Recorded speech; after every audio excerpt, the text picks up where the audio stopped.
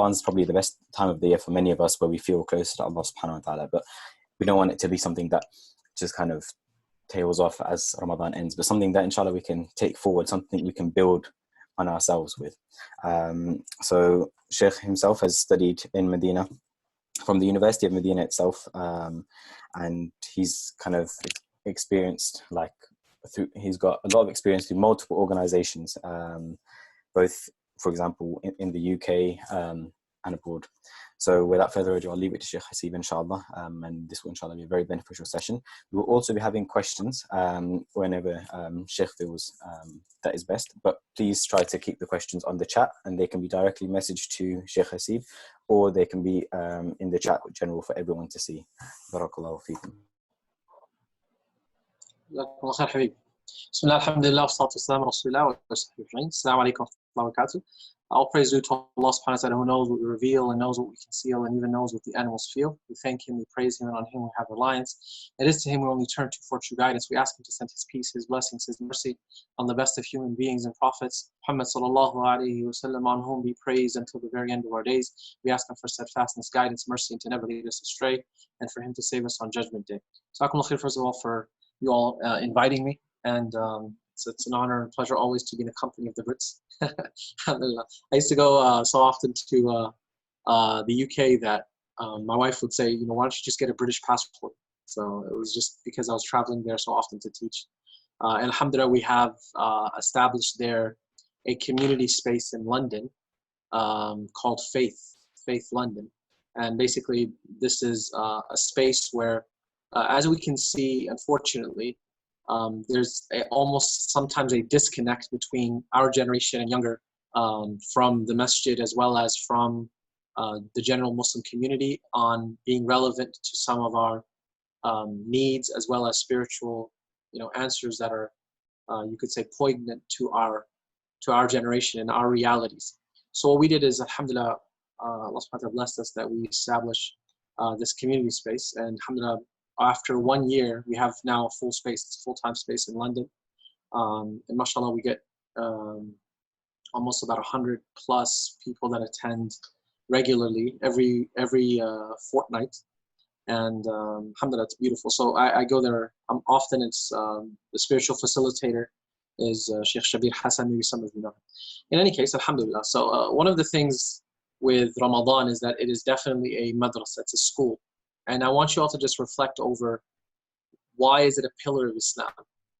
And why are all of the pillars important? All of the pillars in Islam are extremely important because they are all a means to fulfill that one purpose that Allah subhanahu wa ta'ala has given us in this life, right?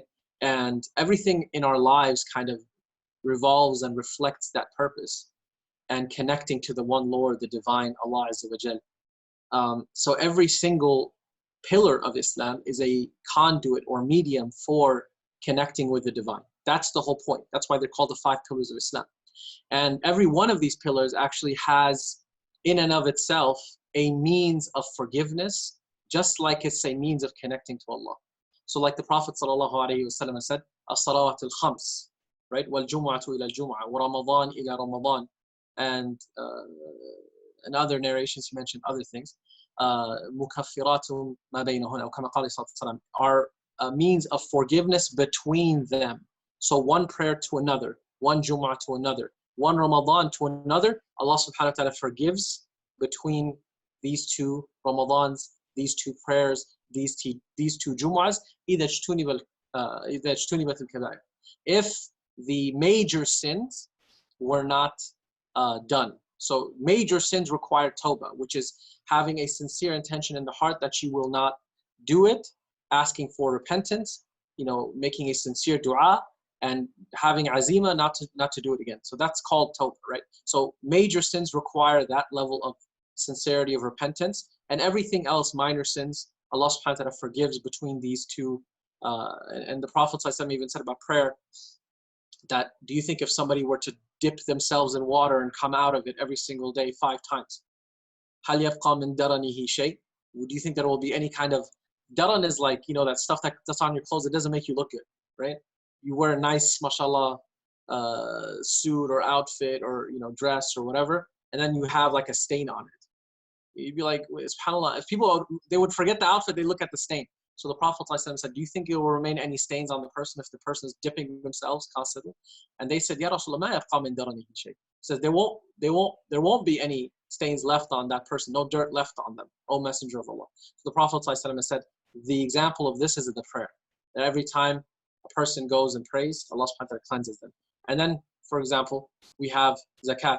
Prophet ﷺ mentioned that zakat is a purification of your deeds, and especially zakat al-fitr, because there's two types of zakat, right? Zakat on wealth and zakat that is owed for every single person in the household in Ramadan that you need to pay, and in terms of giving food and staple items, or you give to charitable organizations money, which then they go buy food for people to have food on the day of Eid. And the Prophet ﷺ says that this is a means of purifying things that you said from vain speech, as well as your shortcomings, inshallah, in Ramadan. May Allah subhanahu wa ta'ala accept from all this, ya Rabbil Alameen. And then the Prophet ﷺ said about Hajj, that whoever does Hajj and they don't argue, or they don't commit lewdness, and they don't commit a major sin, then Allah subhanahu wa ta'ala will Allah subhanahu wa ta'ala will accept their Hajj, and they will go back to their family as if the day their mother gave birth to them. And the Prophet ﷺ says then about Ramadan, which we're talking about, right? We're not in Hajj, we're in Ramadan. And the Prophet ﷺ says about Ramadan that whoever fasts Ramadan with faith and true hope in the reward from Allah subhanahu wa ta'ala, then they will leave Ramadan as if the day their mother gave birth to them. So Ramadan is a form of purifying and cleansing sins as well. And it's a form of cleansing and purification for the one who strives. So for as long as you're in Ramadan, you still have a chance. If for any reason you have felt that maybe this Ramadan wasn't that great for you, okay? If you think that, what's not another Ramadan that you felt regretful or guilty, okay? About not doing, I'm talking about the basic stuff that we should be doing, right? And you've been lazy, for example. This is a still time for, inshallah, taking advantage. There's always time, always time. So when you have, from now until the end of Ramadan, which is 2 to 3 days, take as much advantage as you can. Because what you gain from Ramadan, take it from me and memorize the words. You will see the effects of it after. The du'as you make in Ramadan are not like the du'as anywhere else. The prayers, the sincerity, the dhikr is not going to be the same anywhere else. In fact, it's almost like as if setting your habit and then carrying it out afterward. And that's where our discussion comes, how to keep the Ramadan vibes. Now, mashallah, many of you know that, subhanAllah, this Ramadan has been different for many people. In fact, some people said this is my best Ramadan. Some people have said that, I've never connected with the Quran as much. So these are the people that we should be like, And I'm doing a Ramadan intensive with Legacy Institute, where we have over like 100 people from all over the world, from Nigeria, Malaysia to the UK and the US and Canada and so on and so forth. We have people from different backgrounds as well as age groups, from college students to new graduates, so on and so forth. And one of my students, he messaged me and he's like, Shaykh, I can't make it because we're doing tafsir of Surah Taha and we're doing spirituality, the book of Imam Ibn Jawzi, Disciplining the Soul. And he said, I can't make it tonight. I said, it's okay, no problem, inshallah. I really appreciate you telling me. He's like, the reason is because I've been enjoying Taraweeh so much. And I've never seen that. That's the best excuse for like a teacher, right? From a student. I'm enjoying Taraweeh too much. I was like, no problem. He's like, I work and I literally have 2 hours. And those 2 hours, I can break my fast and I can pray Taraweeh with my wife, and then I have to go to sleep because I work the next day. This is the Ramadan for the vast majority of people, right? For those of you who are chilling at home because, mashallah, quarantine and curfew or whatever, right? There's other people that have to work, right? And we sometimes don't see the kind of lifestyle you're trying to get to. So a lot of people are like, college, I want to get done with it and go on to making money and make it. And then when you get there, you're like, man, I miss my college days. So he has 2 hours. And he says in that time, me and my wife, we pray Taraweeh, and I lead her in Juz Amma, the last, para or Juz of the Quran, every single night. And he said, I've never loved praying in Salah and Taraweeh more in my life than I have now. I said, man, go for it. He's like, I'll listen to the recording, inshallah. I said, no problem. So in any case, the Ramadan vibes, obviously, it's like a cool breeze that has touched us in a time of difficulty and like the chaos of the world when it comes to the coronavirus pandemic.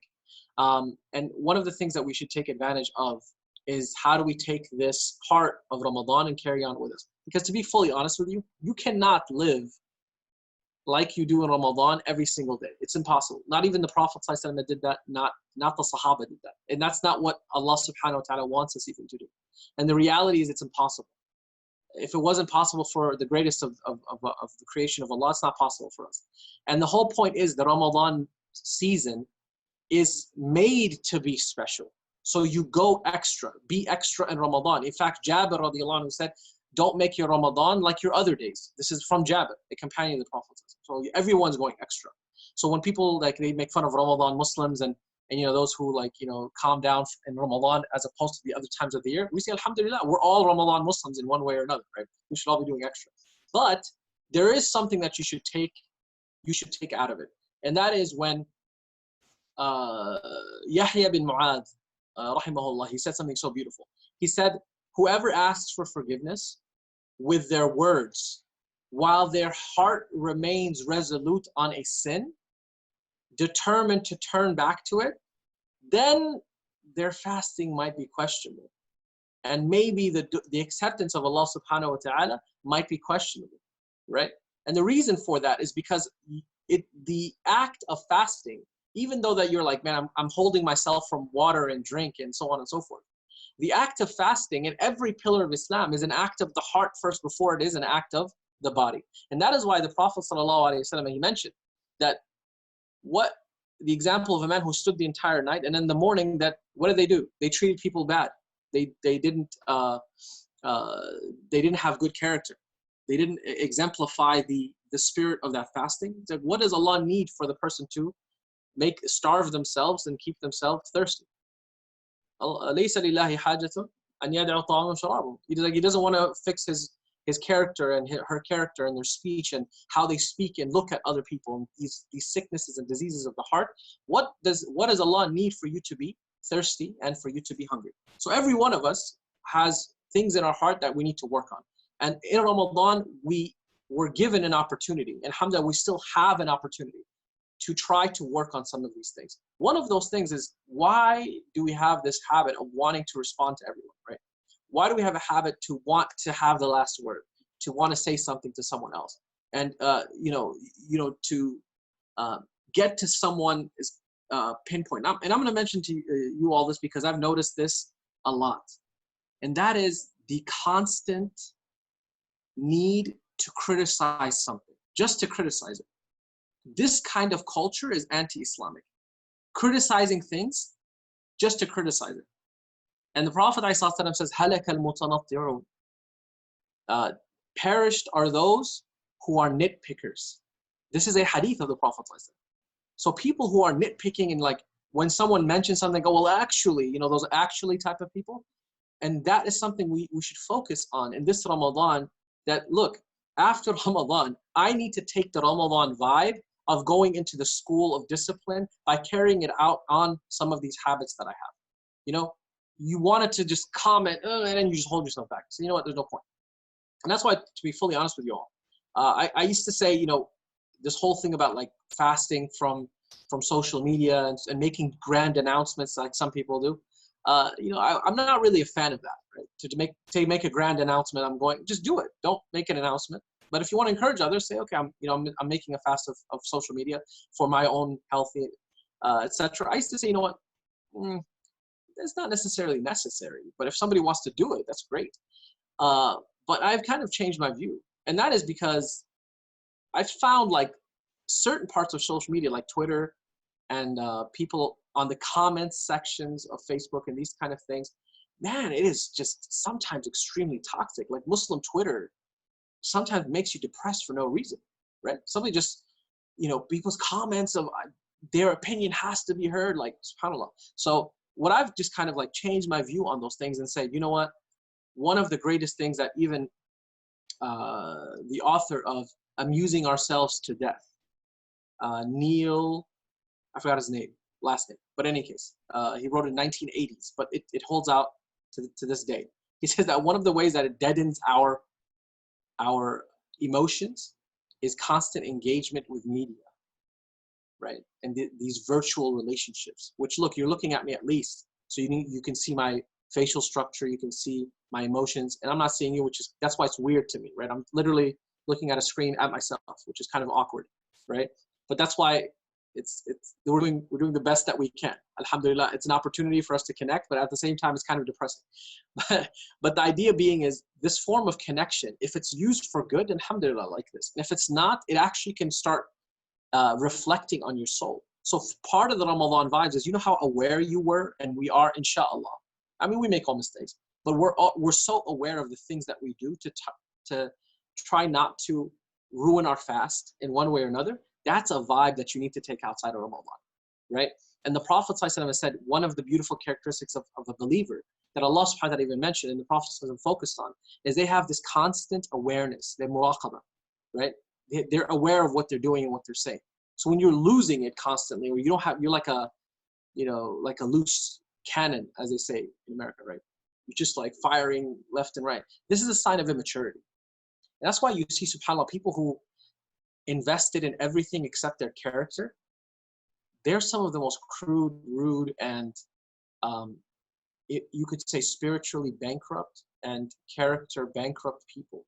And you can tell the quality of someone's character when you disagree with them, or when you find that they speak about things which they don't agree on. And that's why the Ali radiallahu anhu was mentioned to have said this, but Ibn al-Qayyim mentions it as well. They say that a person's character is hidden underneath their tongue. And when they speak, they show their character. So again, look, why is this emphasis on so much on character? And the whole thing is about fasting and praying? Because this is what Ramadan is about. Ramadan is a spirituality that brings us what? Taqwa. And taqwa is consciousness of God. And consciousness of God is in every major or minor thing that you do in your life. And if that doesn't start out with character, then you haven't understood properly. If you think that Islam is surrounded by whether you know how to pray and where to put your hands in prayer and whether someone is correct or wrong and you call them on Islam or bid'ah or this or that, you have, my friend, misunderstood Islam. Islam is bringing people to Allah through the character that Allah wanted to exemplify on us as being His sole servants. Ibadur Rahman. If you look at Ibadur Rahman, right? The characteristics that Allah subhanahu wa ta'ala mentions in Surah Al-Furqan, all of its character from beginning to end. If you look at the advices of Luqman, all of it is character exemplified in that tawheed, in that monotheism that we claim. So if people are arguing and speaking to others in such a way that people actually dislike them because of how they're saying things, then that in fact is not Islam, right? So the emphasis of character is extremely, extremely important. And one of the most important aspects of that is how do we take the Ramadan vibe of the level of focus that we had to try to help us inculcate these good habits and characters is after Ramadan, that number one, have good social circles.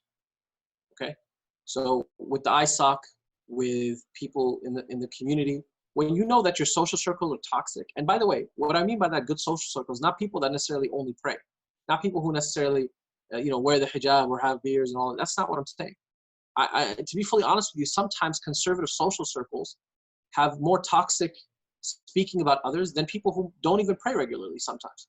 And this teaches you that there's a problem in our application of faith. It's not that the faith is a problem, it's the application of it that people understood it wrong. So when we talk about good social circles, people who uplift you to Allah first, right? So if people are good individuals, human beings, but they have lack in their prayer, in their etc., you need to control your surroundings by making sure that you're not influenced in the bad way. This idea of humanism, of just be a good human being, that's what Islam calls to, is not necessarily 100% correct. We believe that humanism is incorporated into servitude to God. So ultimate form of the ideals of human morality is ingrained in servitude to the Creator. And that's why when we say have good surroundings and social circles, it's not just about the character, but also people that will enjoin you to be closer to Allah subhanahu wa ta'ala. Why? Because ultimately Allah, in the book of Allah, in the seerah of the Prophet enjoin us to be better people. So we believe the ultimate ideal is found in our faith, found in the Quran that Allah subhanahu wa ta'ala sent us, and the example of the Prophet sallallahu alaihi wasallam. Number 3 is, there's some level of ibadah that you loved, and there's even some people, just be fully honest, right? Some people don't like the aspect of fasting because they get thirsty, they get hungry. Just full honesty. Some people are like that. Some people, they don't like tarawih, right? And that's because it's not being practiced right? To some people, it's about going hungry. To some people, it's about praying this long prayer that they don't know what's happening, right? And the whole point of this is understanding the reason, the meanings, etc.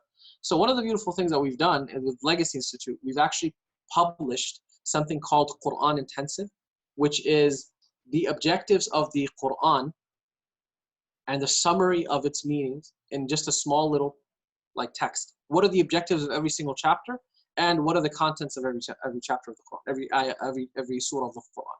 And you can access this on the Facebook on the Legacy Institute. Inshallah, you can access it, and you can. Number 3 is connecting with your faith. Okay, understand the meanings of your faith. Have meaningful prayer, right? And it's not just about the quantity. It's about understanding the quality of what you believe in. And if you don't, you'll find yourself more and more separated. People are like, I'm so distant from Islam. And we ask them, how much did you take time to learn about it? And they're like, not really. Did you read a book? No. Did you listen to some lectures? They're like, yeah, I listened to, so-and-so on YouTube. How long are those videos? 5-10 minutes, motivational, like Molotov cocktails of Iman at you. I want you to do this, all right? Everyone take the time to go on YouTube on some of these big channels, right? I'm not going to mention names because literally can be at all of them, right? Many of them. And if you scroll down the list, look at the titles. Dajjal, End of Times, Day of Judgment, Reminder of Death, like jinn and devils. And look at this is not spiritually uplifting, right? They're motivational because they're trying to make that quick impact. It's like taking heroin for a moment, lets your iman go high, and then all of a sudden, after that, what did it lead you to action? How did it motivate you, right? So we need to look for substance-based spiritual learning, and that is going through like Arba'in al-Nawawi, the 40 hadith of Imam al-Nawawi, going through tafsir, learning the seerah of the Prophet sallallahu alaihi wasallam, some substance and content, learning hadith, learning ayat. So anything that has to do with substance, and not just this this motivation. I want to hear the one liner I can put on Instagram. I want to put that one tweet out, and that's the kind of faith that will be a detriment to us. Because why? We're so used to pulling our iman high. I'm so motivated right now, but that motivation, if it doesn't lead to action, then where's the substance, to be honest with you, right? So taking out of Ramadan is plug into things that have substance. So mashallah, the ISOC, I really enjoying you all. That inshallah, I don't know how things are going to happen, because this thing's going to probably last months after Allah. We don't know. Nobody knows. Most likely it'll be like online. But I really believe that there should be substance-based programming, like 4, 5, 6, 7, 8 week programs, once a week or twice a week, and you go through a text like 40 hadith of Imam al-Nawawi. You go through a tafsir, you go through the seerah of the Prophet ﷺ, and so on and so forth. I mean, the Legacy Institute, we provide, alhamdulillah, some of this, inshallah, right after Ramadan. We're going to do Quranic seerah, which is the chronological order of the Quran and in accordance with the life of the Prophet ﷺ, and inshallah, learning how the Quran was in context. And the second one, beginning of guidance, which is the fiqh of purification and prayer, understanding ritual with spirituality. A lot of people separate. So what they do is they talk about spirituality, but then people are like, okay, so how should I do it?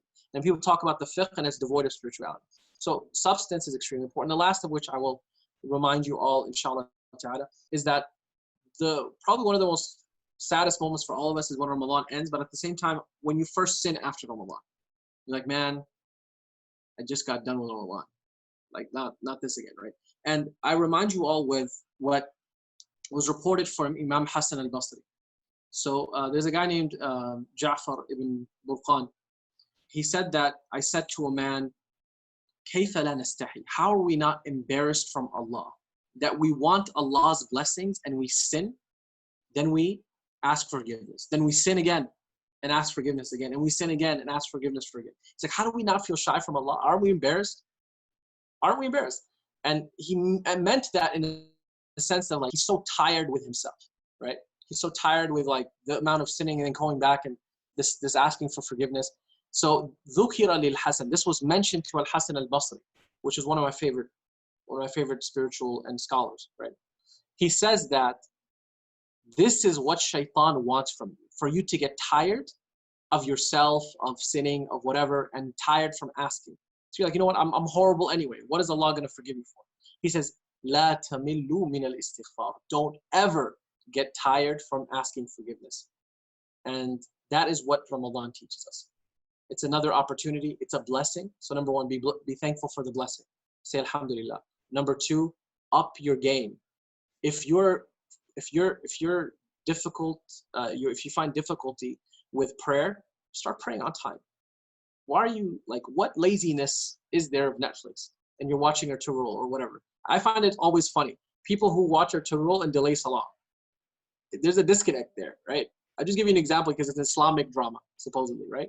So, and I'm an Turul friend, but this is something you should be aware of. And then I'm just going to ask you honestly, for how long are you going to be a lazy person? How long are you going to be lax with your ibadah? When is it going to be time that you wake up and say, you know, I think we need to start taking things a little bit more seriously when it comes to worship and connecting with Allah. And what am I missing out on? And why am I causing this to be a means of anxiety and sadness because I'm not taking the steps? It's literally a decision you have to make, right? You have to say, this is something I take seriously. And if you're praying on time, don't delay it. There's no reason. And make it like part of your being, your mental state, that you're going to pray when the time comes in. That's my thing. I want to do that. For the rest of the year, I'm going to focus on that, inshallah. Time comes in, I'm going to pray. And then for those who are doing that, let's do sunnah, right? I want to pray, look, the dhuhr, I believe like those who pray the sunnah of dhuhr are like awliya. Why? Because people are so busy and you got to pray the sunnah of dhuhr constantly all the time, right? The maghrib, you know, the Isha, okay, so, and then the Fajr, everyone, mashallah, tries to pray at least, right? But I want you all to focus on one element of worship and take the Ramadan vibe of so much focus on, for example, Taraweeh, on fasting, and carry it on with that one act of worship. And I know I mentioned that about Fajr, but one of the things that's interesting that I teach with Shaykh Hasib in the UK, we've taught it twice. It's called Happily Ever After. It's this seminar, one-day seminar on everything you need to know about how to have a happy relationship before you get married. So it's not just about marriage, right? It's about relationships. One of the number one things people in the UK in particular, you know what they ask for in a spouse and what they look for? Someone that will wake me up for Fajr, right? And we found this such a constant that people are actually struggling with Fajr because your Fajr time is very early in some places. So I want you all to realize something. Marriage is not going to solve and fix you. And escaping to marriage is not going to make you a better person or solve the toxic relationships that somebody's escaping from. So everyone that's waiting to get married in order for them to be woken up to pray on time, let's get real just a little bit. It's not going to happen, right? You have to work on yourself before you come to the expectations of someone that you want them to help make you a better person. They will not make you a better person. They will only help. You have to start the process. So number 4 is carrying on some of the beautiful habits by focusing on an ibadah and something that you can do regularly and constantly. So we said about the fara'id. Why? Because the Prophet ﷺ said that Allah said that a servant does nothing better to earn my love or come closer to me than fulfilling their obligations. That's what Allah loves. So perfecting your obligations, and then he says they will continuously do voluntary after that until I love them. So remember those two things. Don't do things voluntary at the expense of an obligation. And finally, do something consistently. Do something consistently. And when I say consistently, I don't mean the 5 prayers. The 5 prayers are supposed to be normal, y'all. That's the bare minimum. We're supposed to try to meet those, inshallah, right? But try to do something consistently, like dhikr. And I'll mention you one hadith and I'll end with this, inshallah. And that is when the Prophet ﷺ said in a hadith of narrated in Tirmidhi by Abdullah ibn Amr ibn al-As, رضي الله تعالى عنه أو كما قال, who said that there's two acts that a servant does. They are extremely easy to do, but not many people will be. And if you do these two things, you will enter Jannah. But not many people will be able to do them. So the companions were like, yeah, so what are these two easy things? He said that after the 5 daily prayers, you say Subhanallah 10 times. Alhamdulillah 10 times. Allahu Akbar 10 times. Yes, I know the hadith of 33. That's a different hadith. We're talking about it. This is a separate hadith. Okay, he said 10 times. If you say it 10 times, he says this is 150 on the tongue and 1,500 on the scale of good deeds. What do you mean 150 on the tongue? So this is 10, 10, 10, that's 30, 30, 30. That's one prayer, so 35 prayers, that's 150. Okay, and then multiplied, every good deed is multiplied by, until it equals 1,500. So every good deed is multiplied.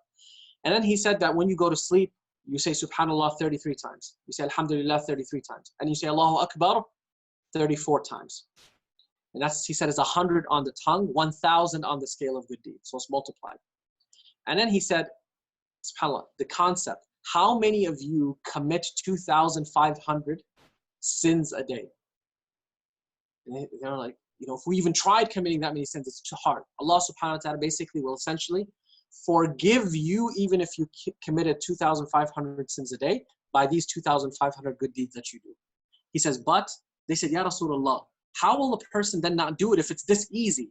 And that's what the Prophet ﷺ said to us. He said that shaitan comes to a person when they're in the salah.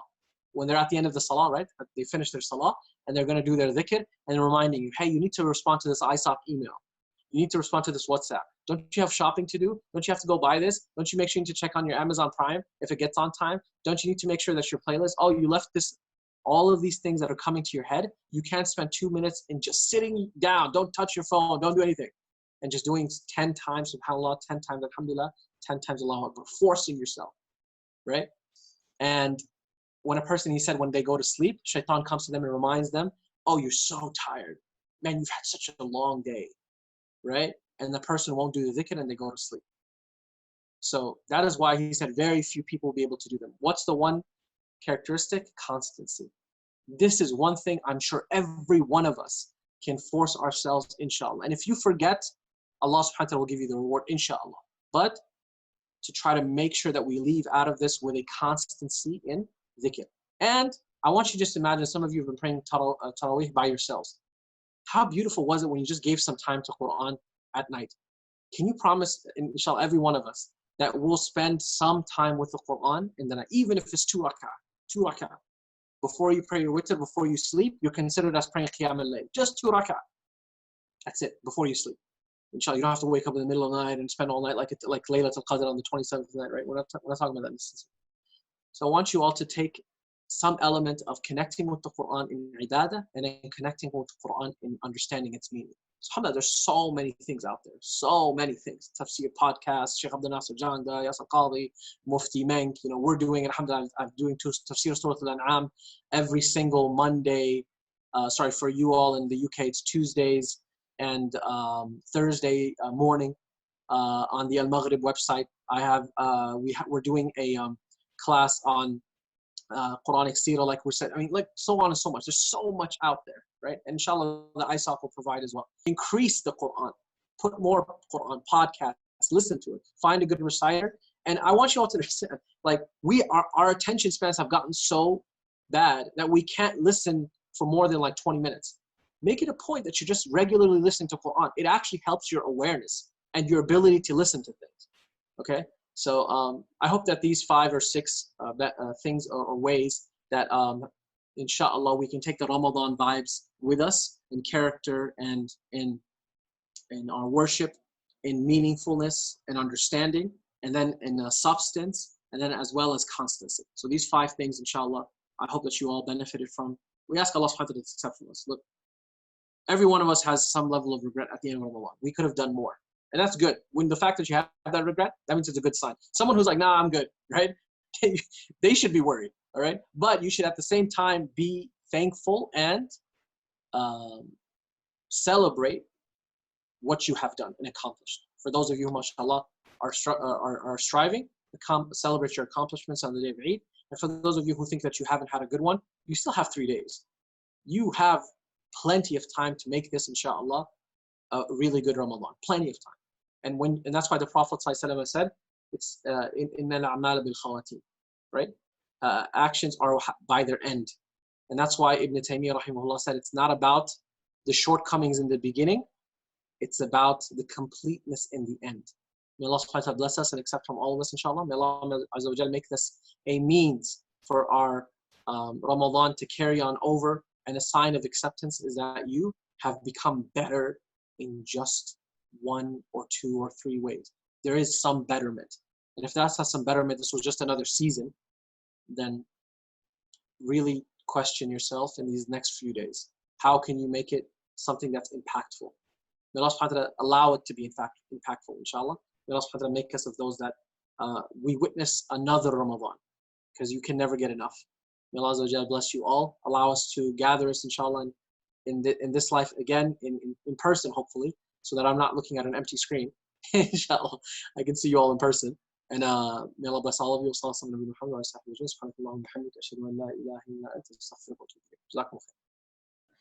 Jazakallah khair, Shaykh Hasib, for the beautiful talk with very many insightful points and kind of tips we can kind of take away to try to maintain that Ramadan vibe. May Allah subhanahu wa ta'ala accept it from you. I found it of benefit to myself, and I'm sure the brothers and sisters found it as well. Would you be able to take any questions if the brothers and sisters have any? Yeah, sure, Habib. Sure. If anyone has any questions, please feel free to message them on the chat to Shaykh Hasib, inshallah. Jazakallah khair.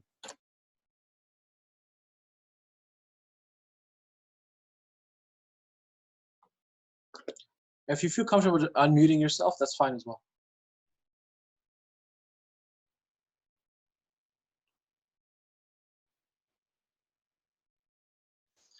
We'll wait a few seconds. I don't know if people may be typing.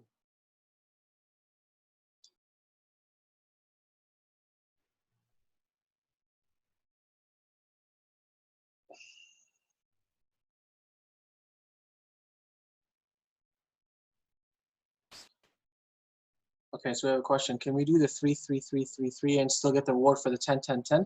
Yeah, so let me, again, there are over 6 different ways to do dhikr after the prayer. So if you're doing the 33, this is actually extra. So as long as you're doing the 10 and you're doing the 33, 33, 33, and then saying La ilaha illallah wahdahu la sharika lahu mulku wa hamdu ala kulli shay'in qadir at the end, you're doing mashallah better. You're doing more. So if you're maintaining 33, that's even great, mashallah. That's extra that you're doing. So the 10 isn't only 10 and then don't do more. The 10 is like, subhanallah, I just want you to think of it this way. This is the mercy of Allah, that the bare minimum was 10.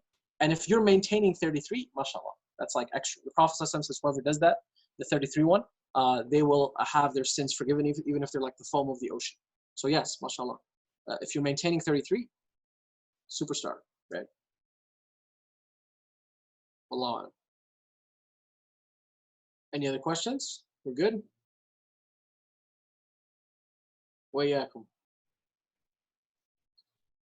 Salam Shaykh, for the 2 rak'ah after Isha to be counted as Qiyam al-Layl, is that in addition to the 2 rak'ah of Sunnah? Yes. So the 2 rak'ah Sunnah that you do, and then pray 2 rak'ah extra, and then pray your witr. You're considered from the people of Qiyam al-Layl. And you're like, what? I thought I'd wake up and go to sleep middle of the night. You don't have to necessarily, that's the best. But the problem with us is we have 100% or nothing. But subhanAllah, you want to be considered a person of Qiyam al-Layl?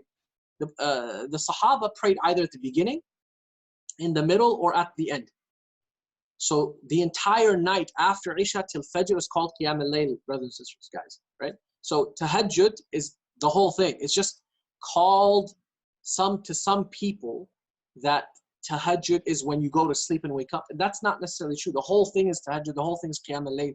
Taraweeh is just a term that's of Qiyam al-Layl in congregation or by yourself, etc. in Ramadan. That's just a terminology. But Qiyam al-Layl doesn't end with Ramadan, guys. That's the whole point. We continue, inshallah, with that benefit. Well, yeah. What do you think is important for someone to focus on when wanting to begin bettering themselves and in gaining knowledge? Okay, beautiful question.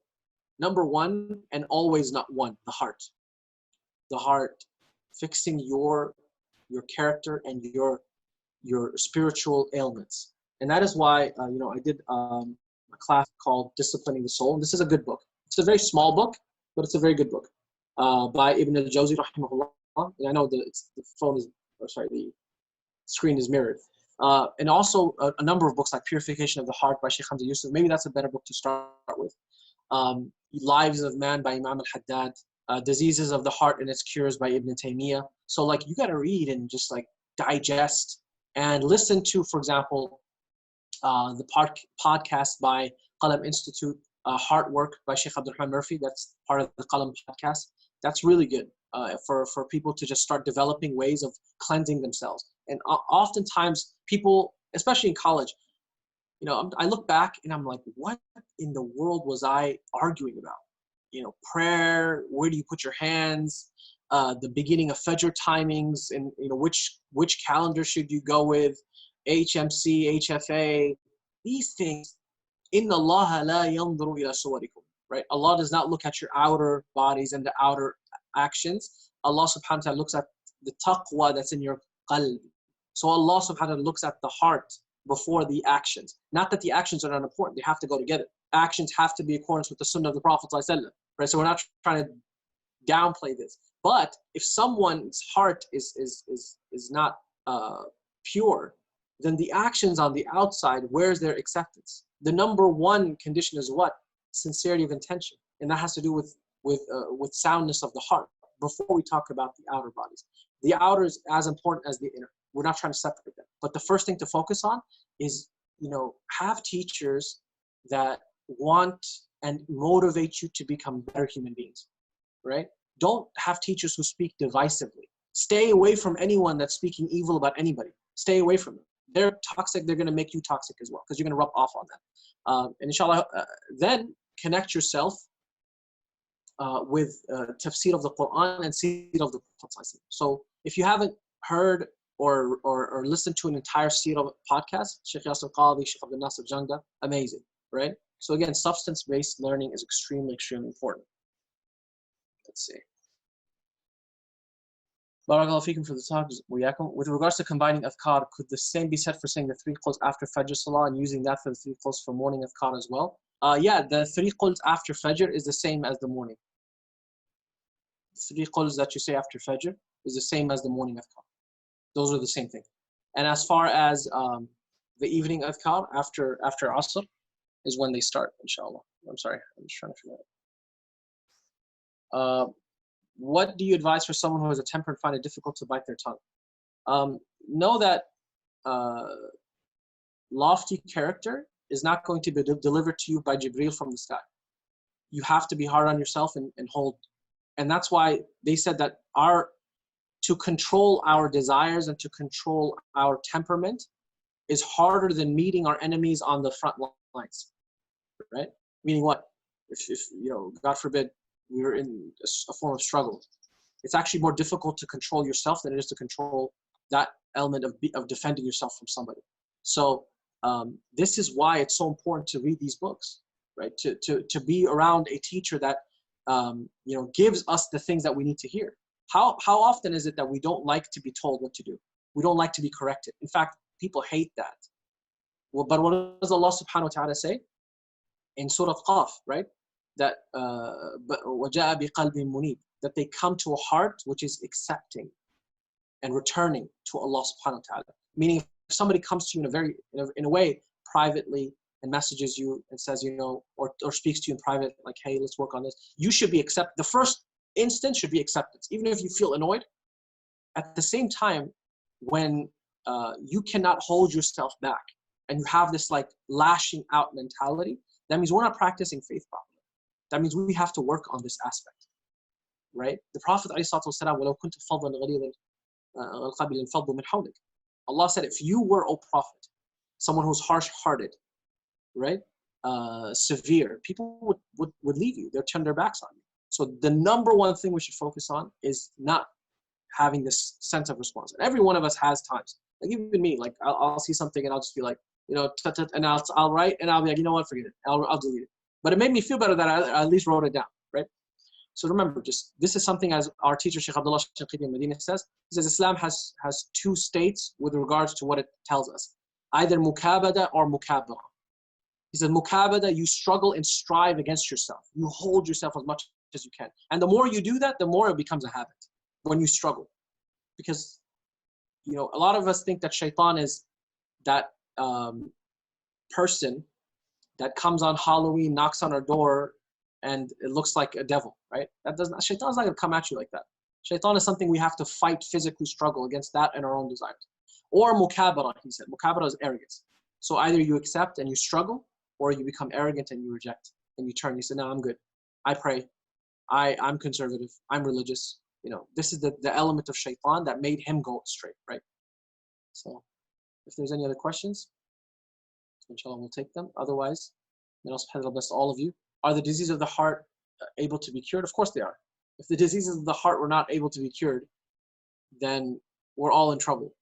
But rather, it's something that we can all work on. There's certain characters that you have naturally. You might be a generous person, but you have issues with your tongue, right?